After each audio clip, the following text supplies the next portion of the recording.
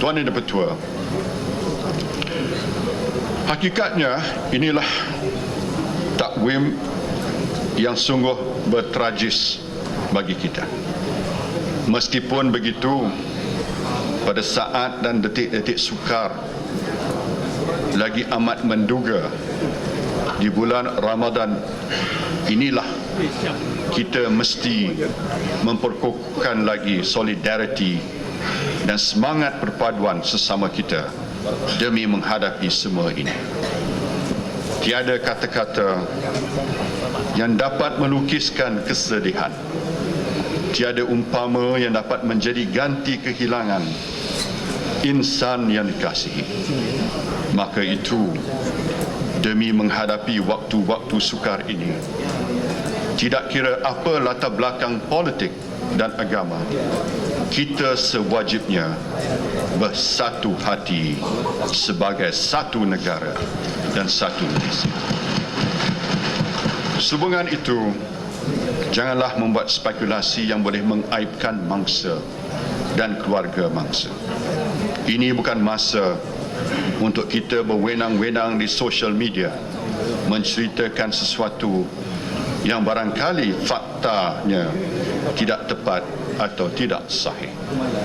Pada kesempatan ini, saya ingin merakamkan ucapan terima kasih kepada Yang Berhormat Ketua Pembangkang dan Ahli Yang Berhormat Gelang Patah serta ketua-ketua parti lain kerana tampil memberi kenyataan yang menyifatkan tragedi MH17 seumpama pembunuhan beramai-ramai dan pembunuhannya mestilah dibawa ke muka pengadilan.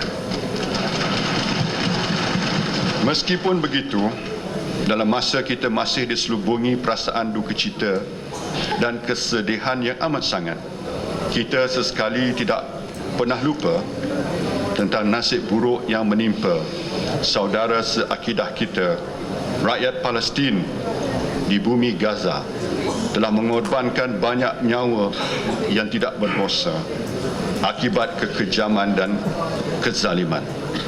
Oleh itu, kita mendesak supaya gencatan senjata dilakukan serta-merta. Tuan Yang Dipertua, jelasnya walaupun banyak ikhtiar yang telah kita lakukan, namun masih ada lagi tugasan yang perlu diselesaikan.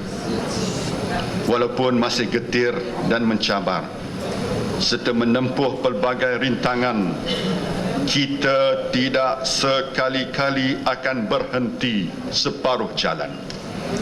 Lantaran itu, kita menggesa penyiasatan mestilah dilakukan oleh sebuah pasukan bebas bagi menyiasat punca-punca pesawat MH17 terhempas.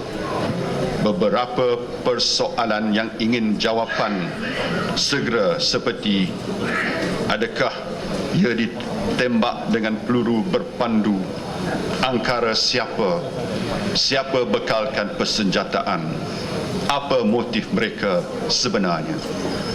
Lanjutan, adakah ia ditembak secara terancang dengan niat menjatuhkan pesawat komersial atau kesilapan yang tidak disengajakan. Pasti semuanya ini perlukan bukti yang jelas dan benar-benar sahih. Walau apapun yang dilakukan, ini tidak akan dapat mengembalikan apa yang telah hilang. Bayangkan bagaimana anak yang berusia setahun membesar tanpa kasih sayang ayahnya, iaitu Ahmad Hakimi Hanafi, seorang pembantu juruterbang yang menjadi mangsa korban dalam tragedi ini.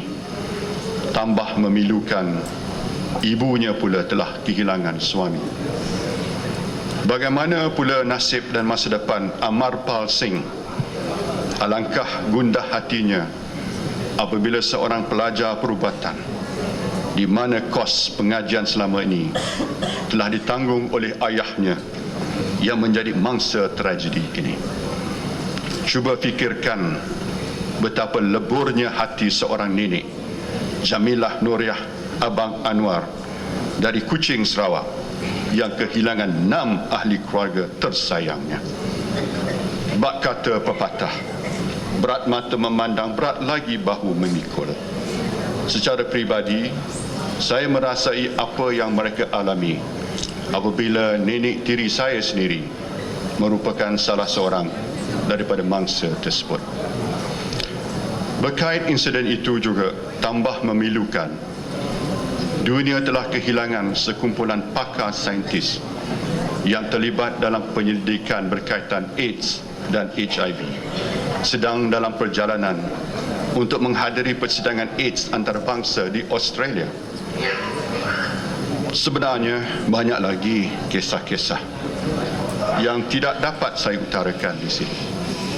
Sebagai contoh, negara Belanda telah kehilangan sejumlah 192 rakyatnya dalam tragedi MH17.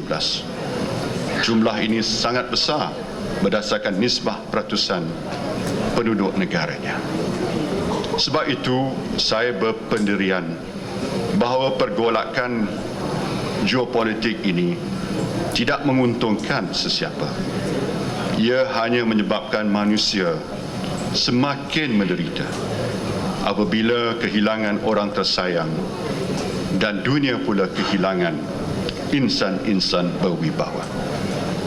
Justru kepada keluarga mangsa tragedi MH17, usahlah merasa bimbang, kerana selagi jawapan belum ketemu, selagi itulah kita tidak berhenti mencari kebenarannya. Sesukar dan sepayah manapun keadilan yang dituntut pasti akan kita kembalikan kepada keluarga mangsa. Tuan Yang Dipertua, sesungguhnya jua, let us walk through this difficult time together. Marilah kita jalani tempoh-tempoh dan waktu-waktu yang payah ini bersama-sama, bersatu dalam kesedihan. Moga-moga Yang Maha Berkuasa memberi bantuan dan pencerahannya agar ada cahaya penyelesaian di hujung. Atas segalanya, sempena keberkatan dan hari-hari akhir Ramadan Al-Mubarak ini, banyakkanlah berdoa dan berharap agar Allah Subhanahu wa Ta'ala memberi bantuan serta pertolongan dalam ikhtiar-ikhtiar kita mencari penyelesaian. Mengambil iktibar mafhum pengertian surah Al-Insyirah, pada setiap kesukaran itu pastinya ada hikmah-hikmah menanti yang telah ditetapkan oleh Maha Pencipta. Dalam segala kudrat manusia, kepada Allah kita membuat segala penyerahan dan mengembalikan segala urusan. Tuan Yang Bertua, saya mohon mencatat.